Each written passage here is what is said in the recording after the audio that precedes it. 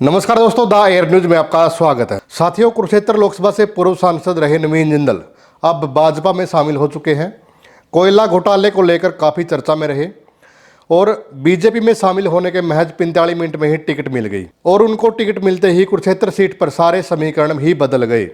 बता दें, जिंदल का बीजेपी से चुनाव लड़ने का सीधा सीधा असर इंडिया गठबंधन के उम्मीदवार सुशील गुप्ता पर पड़ता हुआ दिखाई दे रहा है, क्योंकि सुशील गुप्ता आम आदमी पार्टी और कांग्रेस के साझे उम्मीदवार हैं और नवीन जिंदल पहले कांग्रेस से ही कुरुक्षेत्र सीट पर लोकसभा के सांसद रहे हैं।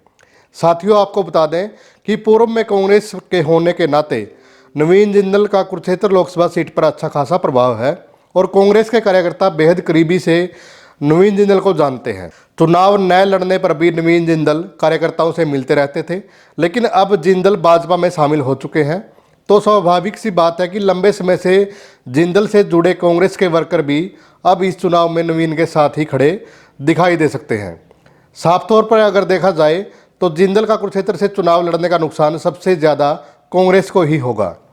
वहीं अब इस सीट से कांग्रेस के बैकफुट पर चले जाने के चलते अब सीधा सीधा मुकाबला अभय चौटाला और नवीन जिंदल के बीच ही देखा जा रहा है। कांग्रेस का वोट बैंक बंट जाने के बाद अभय चौटाला इस सीट पर अब फाइट करते हुए नजर आएंगे। वहीं रामपाल माजरा भी इनेलो में शामिल हो गए हैं और अच्छे पद पर हैं, प्रदेशाध्यक्ष बनाया गया है, तो इस सीट पर भी जो असर है वो नजर आएगा।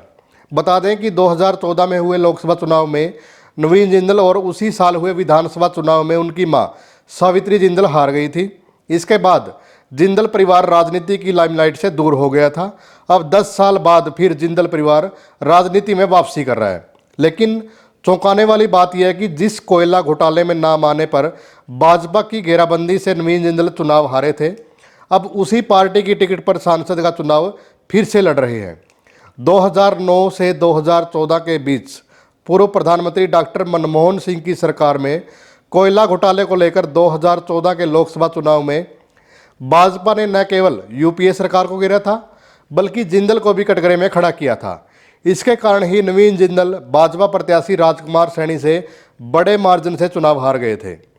जिंदल परिवार का कुरुक्षेत्र सीट पर हमेशा से ही दबदबा रहा है। नवीन जिंदल के पिता ओपी जिंदल भी कुरुक्षेत्र से सांसद रहे हैं। दोस्तों, जैसे ही नवीन जिंदल का नाम सामने आया तो सारे के सारे समीकरण चेंज हो गए, क्योंकि पहले सुशील गुप्ता तो उनको ये लग रहा था कि वो अच्छी फाइट देंगे, लेकिन जिस हिसाब से लोगों में चर्चाएं थी और एक महीने से लोगों के अंदर यही चर्चा चल रही थी, अगर जिंदल आ जाता है या उसके परिवार से कोई आ जाता है तो ये सीट आसानी से निकल जाएगी। तो दोस्तों, आज इस रिपोर्ट पर आपका क्या कुछ कहना है और किसके बीच ये फाइट रहनी है, आप भी एक बार कमेंट के माध्यम से ज़रूर बताएं। धन्यवाद।